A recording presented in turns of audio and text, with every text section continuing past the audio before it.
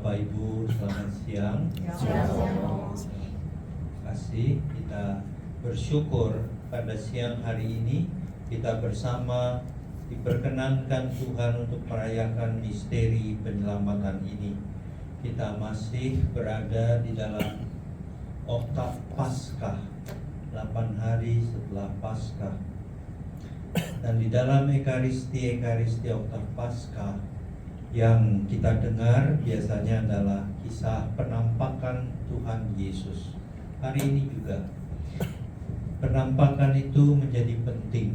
Selama 40 hari Yesus berkeliling menampakkan diri pada murid-muridnya. Mengapa begitu penting? Karena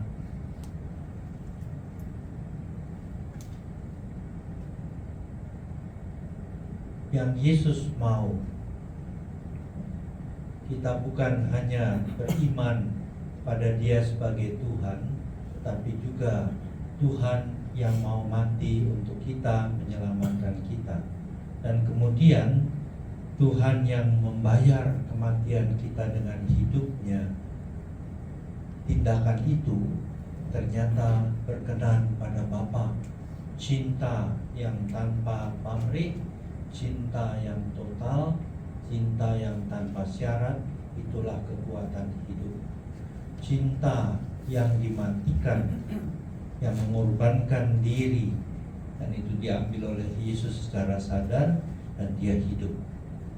Artinya apa? Ini Paskah yang lalu, bahwa kematian ternyata tidak punya kuasa atas kehidupan. Itu dasar iman kita. Tetapi yang juga penting adalah bukan kita imani bahwa kematian tidak punya kuasa atas kehidupan, atau dengan yang positif, kehidupan itu begitu besar kuasanya, bahkan kematian pun tidak bisa mengalahkannya. Tetapi Yesus bukan mau cuma itu. Yesus mau kasih kita lihat bahwa ternyata kehidupan itu bukan hanya kehidupan rohani atau spiritual, tetapi juga dengan jasmani. Maka ada kebangkitan badan. Dan kebangkitan Yesus itu harus diimani. Karena kita juga nanti, sekarang kita masuk ke dalam perjalanan yang panjang dalam hidup kita, di mana kita mendasarkan diri pada realita itu, bahwa kasih menang atas maut. Tetapi juga pada akhirnya ada harapan yang besar, yang jauh, yang menjadi tatapan mata kita, bahwa hidup ini sedang dimuliakan oleh Allah, bahkan fisik kita. Nanti setelah kematian kita akan ikut dalam kemuliaan kebangkitan.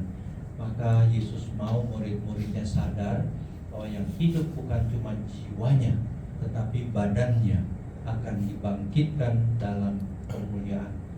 Itulah yang menjadi dasar iman kita. Maka perjuangan kita itu arahnya sudah jelas, yaitu kebangkitan badan.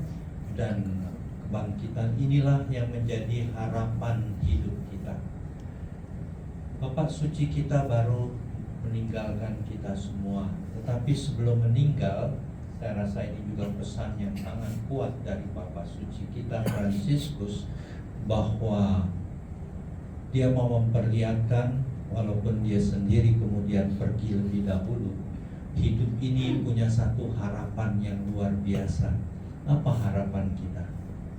Bukan kita menjadi makmur, bukan usaha kita berhasil, bukan hanya kita sehat dan bahagia, itu semua duniawi. Tetapi di dalam perjalanan itu Bapak Suci Fransiskus mau kita lihat bahwa kita punya satu pengharapan yang begitu kokoh. Apa itu? Kebangkitan Yesus, jiwa raganya. Itu harapan yang tidak bisa salah. Maka dalam hidup kita harus terarah kepada sana. Dan nanti di dalam kitab suci ini belum memilih. Kitab suci kita melihat bagaimana Yesus memberi arti tentang kebangkitan itu. Kita simak baik bacaan pertama maupun Injil. Nah Bapak Ibu, kenapa itu perlu saya beri pengantar? Karena itulah bagian awal, dan kita akan mengikuti kisah-kisah penampakan dan menangkap di dalam setiap penampakan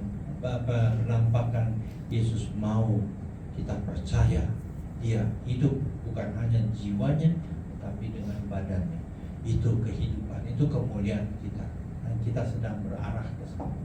Maka itu menjadi pengharapan kita. Itu isi dari tahun suci penziarahan harapan ini. Oke Bapak Ibu, mari sekarang kita siapkan diri. Kita sesali segala dosa dan kekurangan kita, dan kita mohon pengampunan Tuhan agar kita layak merayakan misteri suci ini.